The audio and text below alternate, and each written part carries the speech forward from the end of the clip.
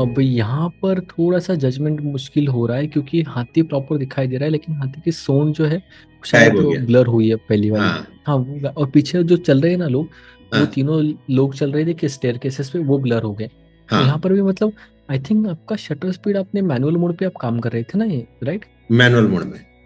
Manual mode में इसके लिए शटर स्पीड चेंज नहीं हुआ है। नहीं। अगर आप अपर्चर प्रायोरिटी मोड में काम करते हैं ना, जो सेमी ऑटोमेटिक मोड है हाँ अपर्चर प्रायोरिटी मोड, हाँ। तो वहां पर शटर स्पीड आपका कैमरा आपके लिए खुद ब खुद ले लेता है, ये ज्यादातर करके वो यही सुटेबल है। यही वाला जगह मेरे को समझना है, मैनुअल कब लेना है, सेमी मैनुअल कब लेना है, वो मेरे राइट। को नेक्स्ट। अभी मैं एक काम करता हूँ, आज के क्लास में खाली मैं पिक्चर्स दिखाता हूँ, तो ओके आप मेरा ओके। आइडिया लग जाएगा कि कहाँ गलती कर रहा हूँ, आपको पता चल जाएगा।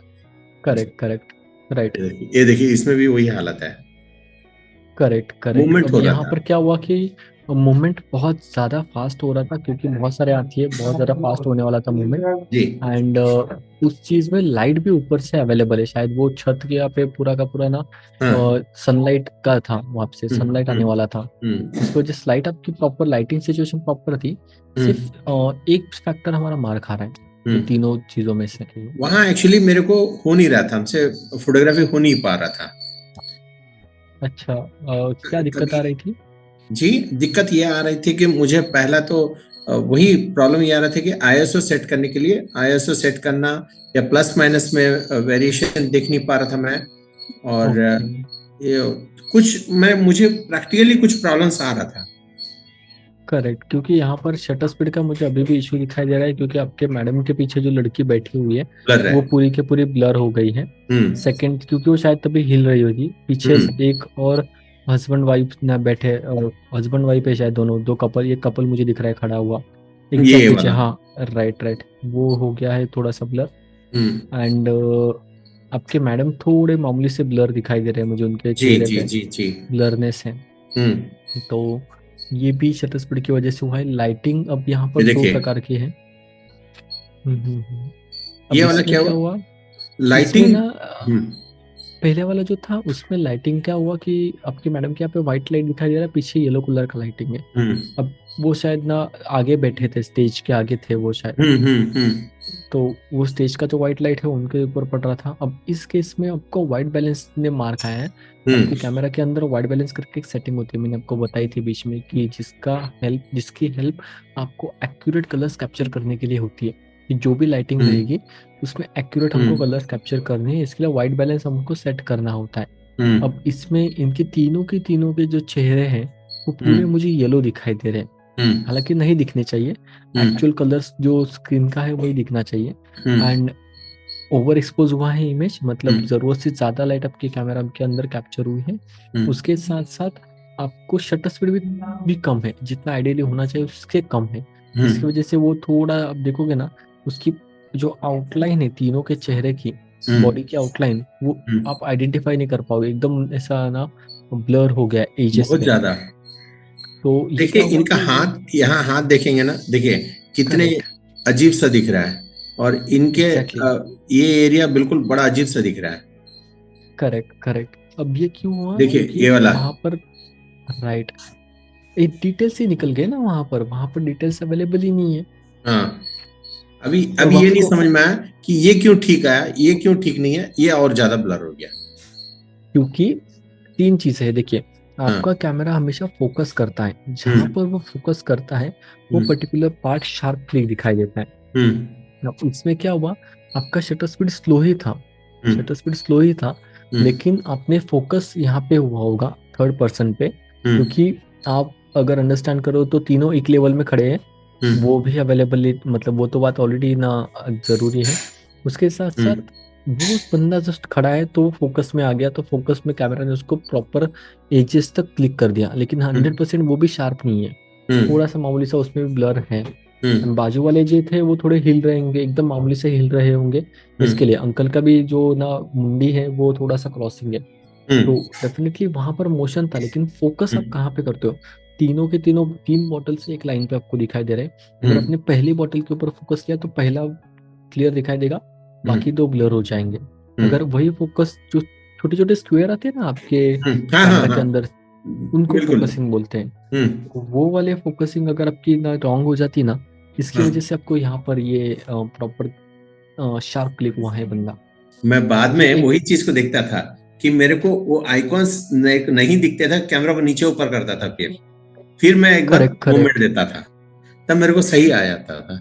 अभी आपको राइट। नेक्स्ट इसी ये में और एक पिक्चर दिखाता हूँ, ये देखिए। करेक्ट। अब यहाँ पर तीनों के तीनों ब्लर हो गए, बहुत ज्यादा वहाँ पे शेक हुआ है हाँ, इमेज हमारा। एक मिनट ये देखिए। यहाँ। ओके, अब यहाँ पर पूरा का पूरा ओवर एक्सपोजर हो चला गया था वो। हम्म। ओके, अब देखिए अंकल प्रॉपर थे और ये मुंडी हिला रहा था जो बड़ा लड़का है वो। यस इसके यस, लिए थोड़ा सा शेक हुआ वहां पर, आपका इमेज खराब हो जाएगा। बिल्कुल। इसके लिए आपको शटर स्पीड को बहुत ज्यादा ध्यान में रखना पड़ता है जब आपके मूविंग ऑब्जेक्ट्स होते हैं। अगर मूविंग ओके। ऑब्जेक्ट्स नहीं है देन फिर फाइन है, तो भी कोई दिक्कत नहीं है वैसा। हम्म स्टील ऑब्जेक्ट में शटर स्पीड कितना भी रखिए कोई इशू नहीं। मूविंग हम्म। ऑब्जेक्ट्स में आपको शटर स्पीड बहुत ध्यान में क्लियरली रखना पड़ता है। वही शटर स्पीड का ही मेरे को थोड़ा इशू आया है इसमें, ये देखिए।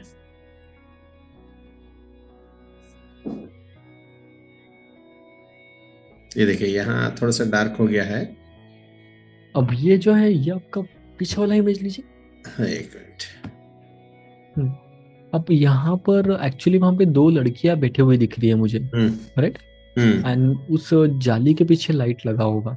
हाँ, और ठीक मैं है, फ्लैश अब लाइट ये से काम किया था। अपने फ्लैशलाइट यूज किया था यहाँ पे। यहाँ ये देखिए ना, ये देखिए इस एरिया को, करेक्ट करेक्ट, ओके ओके। मैं फ्लैश बट लाइट यूज किया था।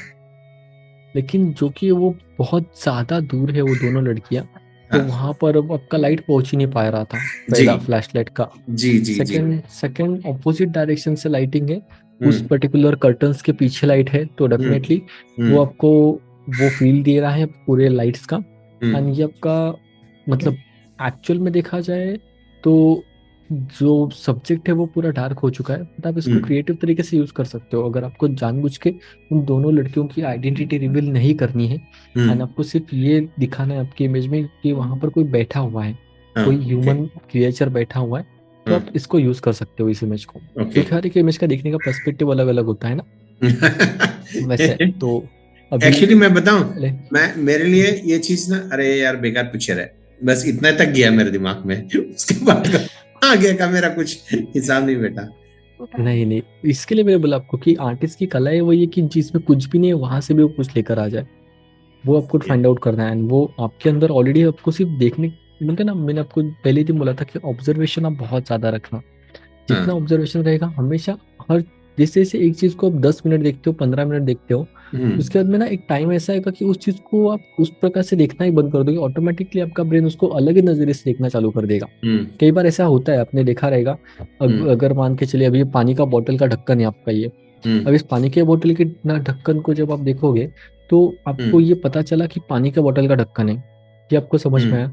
लेकिन ये क्यों? क्योंकि हम्म आपके ब्रेन के अंदर ऑलरेडी बचपन से ये बात फीड कर दी गई है कि पानी के बोतल का हम्म ढक्कन ऐसा होता है, हम्म उसका शेप आपके दिमाग में पहले से फिट है। हम्म तो अगर वो शेप आपको दिमाग में फिट है तो आप उसको सिर्फ ढक्कन की तरह रिलेट कर पाओगे, हम्म राइट। जो हम्म बॉटल का ढक्कन है वैसे रिलेट कर पाओगे। हम्म लेकिन अगर इस पर्टिकुलर चीज का आपके दिमाग में कोई थॉट ही नहीं है, आपको हम्म पता ही नहीं कि ये चीज क्या है, हम्म तो फिर अब क्या होगा? अब आप इसको अलग अलग नजरिए से देखने की कोशिश करोगे। आप हम्म देखोगे कि इसको आप ना प्लेट करके देख सकते हो, हम्म नॉर्मल प्लेट हो सकती है, हम्म ऐसे खड़ा रखूं तो ऐसा ऐसा अगर रखूंगा तो न पहिया हो सकता है गाड़ी का। हम्म मतलब आप अभी सोचना चालू करोगे, ऑब्जेक्ट तो वही है ना। तो ये बिल्कुल। जरूरी है कि आपको कोई भी पर्टिकुलर चीज को जब आप देखोगे या सराउंडिंग में जो भी लोग हमको देखते हैं, हम लोग हम्म जब ना एक्चुअल में वहां पर आप कैमरा के थ्रू देख रहे हो, तो आपको यही ध्यान में रखना है कि जो भी चीज आपके कैमरा के सामने आ रही है, हम्म उस चीज से रिलेटेड आपकी जो मेमोरीज है, जो हम्म फीड हुई हुई इंफॉर्मेशन, हम्म उसको अगर मैं 1 मिनट के लिए निकाल दूं, हम्म तब आपके लिए वो चीज कैसे दिखाई देगी। एग्जैक्टली। ये जो है ना, ये बैक ऑफ द माइंड आपका थॉट हमेशा चलना चाहिए। देन ओके ओनली आप उस एक्स्ट्रा ऑर्डिनरी को उस पर्टिकुलर ऑर्डिनरी सिचुएशन से बाहर निकाल पाओगे। And okay. तब जाके इमेज क्रिएट होगी, ना कि सिर्फ क्लिक होगी।